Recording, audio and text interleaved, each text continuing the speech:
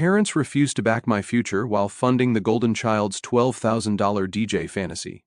But when they tried to drag me back as their last lifeline, I cut the cord with a move that shattered their favoritism for good. I, 28 male, wasn't the first kid my parents had, just the first one they practiced on. You'd think after raising me they'd learn how to be better at it. Nah, they just got better at picking favorites. Jace, 32 male, my younger brother, was the golden child since birth. Dude could probably light the house on fire, and they'd find a way to praise him for being curious about thermodynamics. Me? I breathed wrong, and suddenly I was disrespectful and difficult. Let me paint it for you. On my 16th birthday, my parents gave me a cold Little Caesars pizza and handed me a wrapped-up controller. I was confused because we didn't even have a console at the time. Then I opened it and realized it was Jace's old Xbox controller, the one with sticky buttons from when he spilled Mountain Dew on it. The left analog stick was drifting like crazy. I remember testing it out and the cursor would just wander off screen like it had better places to be. They said it still works.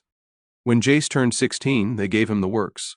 Whole PC gaming setup, RGB lights, high-end graphics card, mechanical keyboard that clicked like a typewriter, a $500 chair that reclined farther than the back seat of a limo.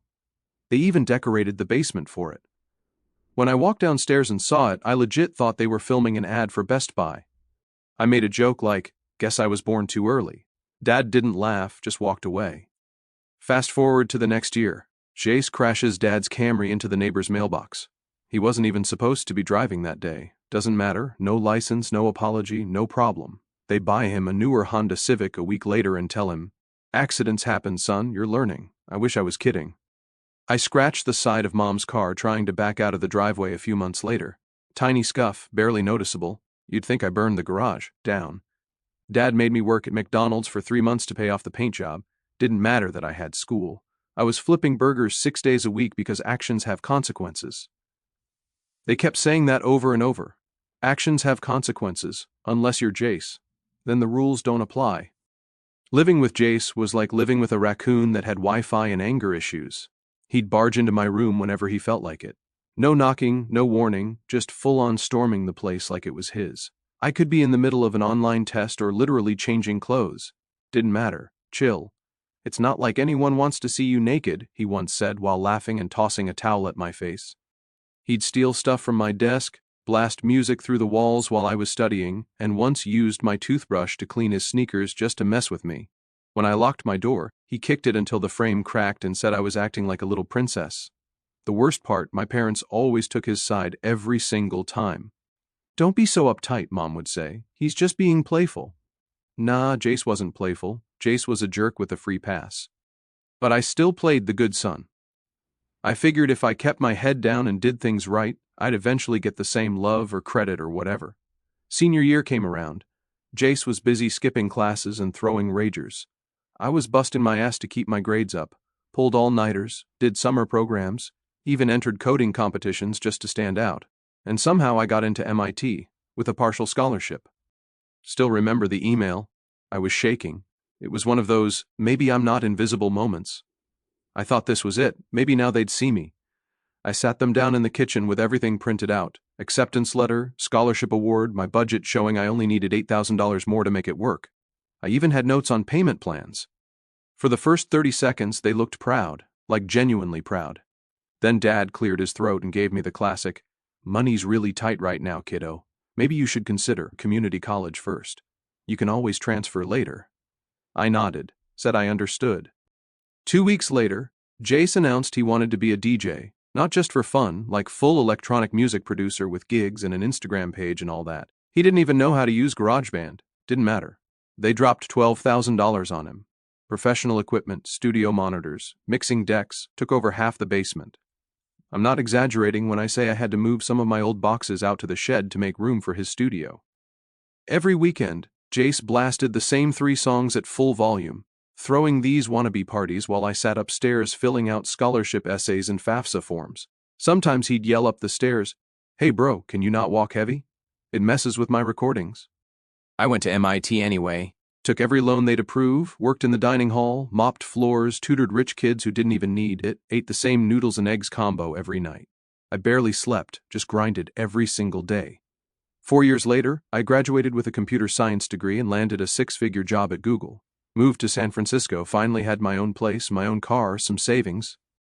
Meanwhile, Jace's DJ thing lasted 4 months. He got bored, then moved on to his next passion, crypto trading, using mom and dad's retirement fund.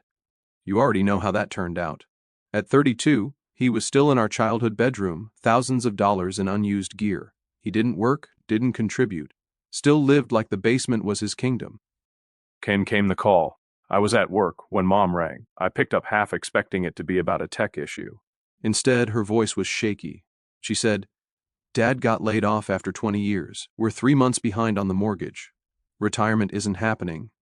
And Jace, he's trying to get his essential oil business going, but it's been slow." She got quiet for a second, then asked if I could help with the mortgage, just for a while until they got back on their feet. I let the silence sit, thought about the controller, the car, the $12,000 DJ setup, the ramen dinners, the loans. I said, "Money's tight for me too, Mom. San Francisco's expensive. Maybe you and Dad can work a little longer, builds character." Then I hung up. I booked a 2-week trip to Japan that night. First class, mountain ryokan with hot springs, full food tour. Didn't lose a second of sleep.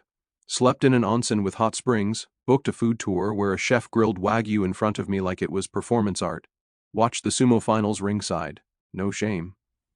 While they were back home rationing leftover takeout, I was sipping green tea and watching the sun rise from a bamboo forest. I didn't feel bad. Not for a second. The guilt trip started a week after I got back. First was a group text from Mom. "I know things have been tense lately, but we miss you. You're always family." I ignored it. 2 days later, my aunt messaged me on Facebook. "You know they need help. Why are you being cruel?" Cruel. Jace lived rent-free for over a decade and never paid for a light bill. I had covered plumbing repairs, car insurance, and once even sent them $1,000 to fix the washer. But I was cruel now. Then it spread. My uncle from Texas texted me. "I heard you're doing really well. Your parents could use a little support." Guy hadn't spoken to me since high school.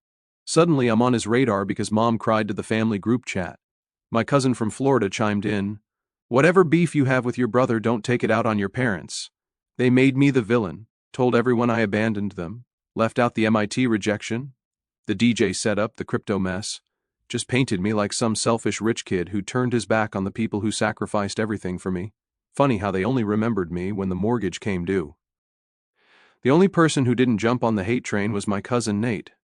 He called me one night and said, "I saw the family chat. You ain't wrong, man. They treat you like a debit card." That meant more than any apology ever would. After that, I blocked the rest of them. Mom, Dad, Jace, even the aunts who wouldn't shut up. I was tired of being the responsible one only when it benefited them. I'd been the fallback plan for too long. Jace, meanwhile, was still grinding his business. Posting unboxing videos of essential oil kits on TikTok and complaining about the algorithm. He started selling bottles labeled with handwritten tags.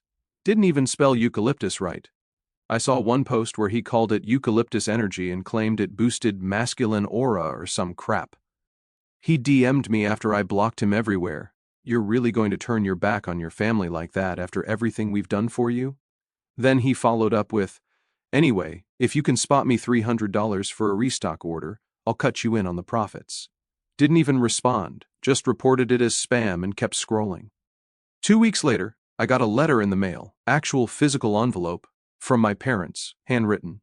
Said they were taking out a second mortgage, asked me again to help, said they were struggling, that Jace was trying so hard and just needed one more chance. Inside the envelope was a printout of my Google job announcement, the LinkedIn post where I celebrated my promotion. They circled my title, underlined my salary, wrote, "We're proud of you. Don't forget where you came from." That's when I snapped. I drove back home, first time in almost a year, showed up unannounced. Walked through the door and nothing had changed. Same old couch, same dusty curtains. Jace on the floor in the living room with his laptop and diffuser bottles all over the coffee table. He looked up, smirked. "Look who finally remembered we exist." Didn't even stand up. Mom came in from the kitchen, face lit up like I was a soldier back from war. "We knew you'd come around." Dad walked out, arms crossed, didn't say anything. I said, "You got 15 minutes. Everyone sit down." They sat. I pulled out my phone and showed them a spreadsheet. Every dollar I'd given them since I left for college, every bill I covered, every time I bailed them out. Over $22,000 total. Mom started crying halfway through. Jace rolled his eyes. Dad kept staring like he was above it all. I said, I don't owe you anything. Jace laughed. You think this little show makes you better than us? I turned to him. You're 32. No job, no degree, no savings. You live in your childhood bedroom and sell fake lavender juice online. You think I'm trying to be better than you? I already am. Silence. Dad stood up. This is our house. You don't come in here and disrespect us. I nodded. Right, your house, which is 3 months from foreclosure, and I'm done saving it. I walked out.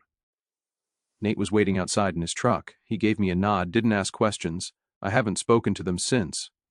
They kept sending letters, emails, texts from different numbers. All went straight to trash.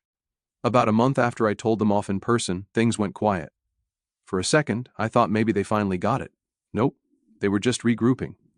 Out of nowhere, my old high school buddy Ryan hit me up. Said Jace tried to sell him some premium wellness kits through Instagram, claimed he was building a drop-shipping empire, told Ryan he could get in on the ground floor for $500, said he had investors lined up, including me.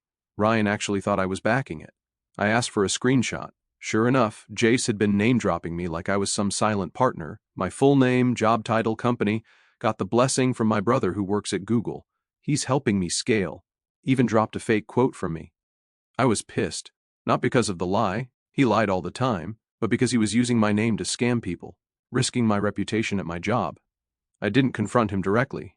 Instead, I bought his domain. He'd been posting everywhere about his business site launching soon, had a countdown and everything. Called it RM Essence. Sounded like a perfume ad, but whatever. I looked it up, still unregistered. He had the logo, the name, the whole campaign, but hadn't locked down the site. So I bought it. 10-year plan, paid extra for the .net and .org too, just to be safe. Then I built a landing page. Took about 90 minutes. Big white background, simple header, RM Essence is not a real company. Do not give money to Jay Streskovich. He does not have investors. He is not affiliated with Google. He has no license, no certifications, and no plan. Below that, I added the screenshots, the fake quote, his Instagram bio, a giant red warning banner. I made sure it showed up on Google search the next morning. I didn't tell anyone. By the afternoon, Jace had nuked his Instagram page. The site link had gone dead. I watched it all happen from my phone with takeout in one hand and a grin I couldn't wipe off my face. Mom called the next day. I let it ring, straight to voicemail. A minute later, another call from a different number, same routine.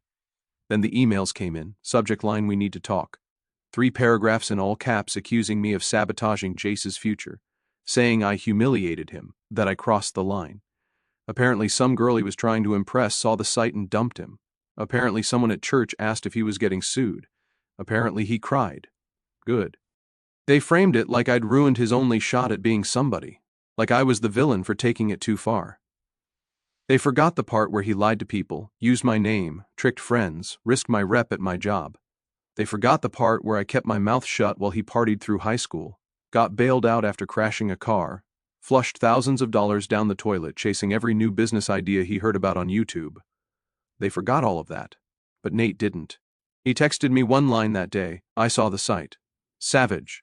No judgment, no questions, just respect. I left the site up, didn't touch it, didn't respond to anyone. Jace went quiet again, deleted all his socials, started using a different name for his new business, tried to launch another site, but I'd already set up alerts for every variation, bought a few more domains just to be safe. It wasn't even about the money anymore. It was about the message. You don't get to walk all over people forever and expect them to keep carrying you. You don't get to lie and fake it and beg for cash, then play victim when someone finally calls you out. You don't get to burn the same bridge 12 times and cry when it collapses. Jace didn't learn anything. He never does. But the rest of the family got the point. Calls stopped, messages slowed. Even the relatives who used to forward me his fundraiser links went quiet. They saw the receipts, they saw the site. They saw me stop playing nice, and that's when the real revenge started feeling less like a plan and more like justice. After the domain stunt, I figured they'd all vanish, fade out, lick their wounds, maybe even learn something. But if there's one thing I should have expected by now, it's that my parents never give up when they need something, especially when they're broke, and the golden child's latest genius plan goes up in smoke. Week 1 was quiet, no calls, no letters, just silence. Week 2, it started again. Phone buzzed on a Tuesday.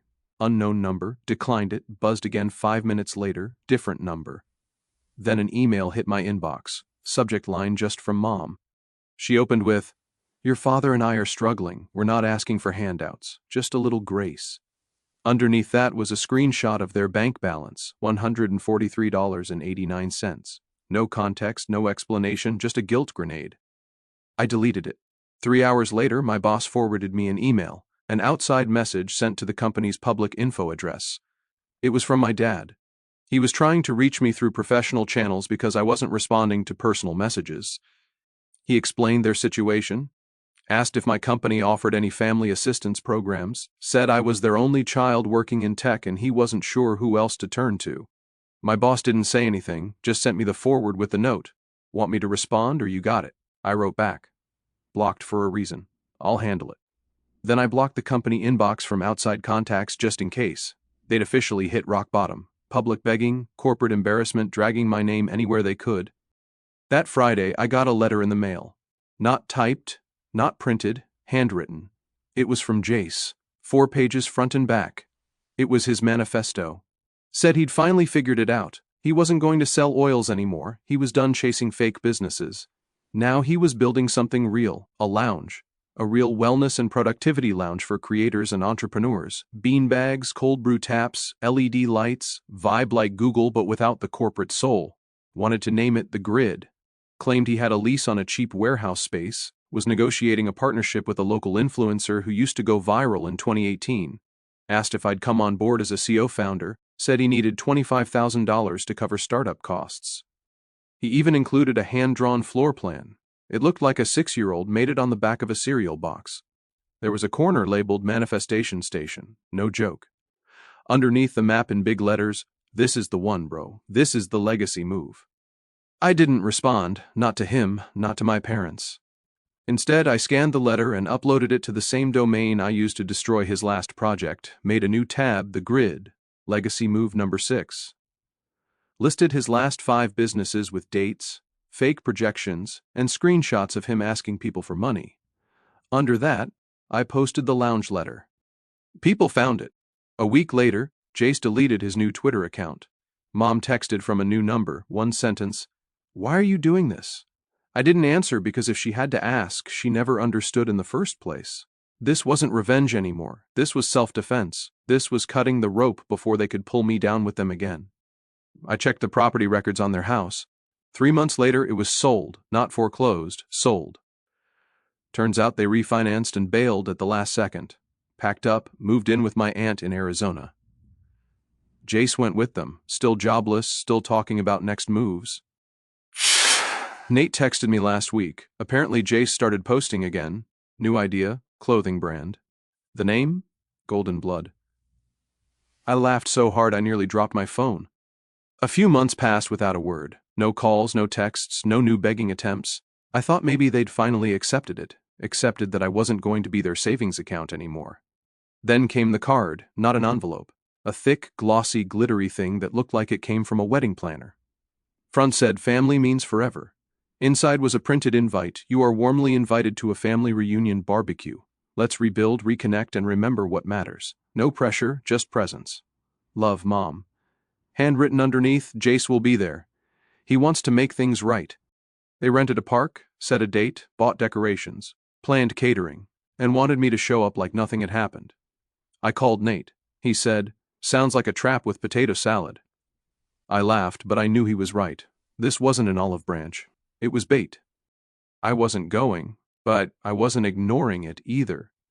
I called the park office listed at the bottom of the invite, confirmed the reservation under my parents' name, a covered area with tables, grill access, prepaid catering. I asked, "Is that spot near the public board?" She said, "Yeah, about 20 feet away." That gave me an idea. Day before the reunion, I drove down there, printed flyers, laminated them. Big bold title, "Know who you're picnicking with?" Bullet points, Jace Dreskovich has started 6 fake businesses since 2014. He scammed friends and family using lies about endorsements and job titles. His parents funded each one and blamed everyone else when they failed. They asked their son, who worked his way through MIT, to pay their mortgage while letting Jace live rent-free. Then they tried to guilt him publicly after years of private neglect. At the bottom, a link, armessence.com reunion, redirected to a clean version of the timeline. Names, redacted, no insults, just receipts. I taped 2 flyers to the board, 1 to the grill post, left 3 more on tables, then I left. Didn't attend the reunion, didn't call, didn't answer the 5 voicemails that came through that night. Nate did, though.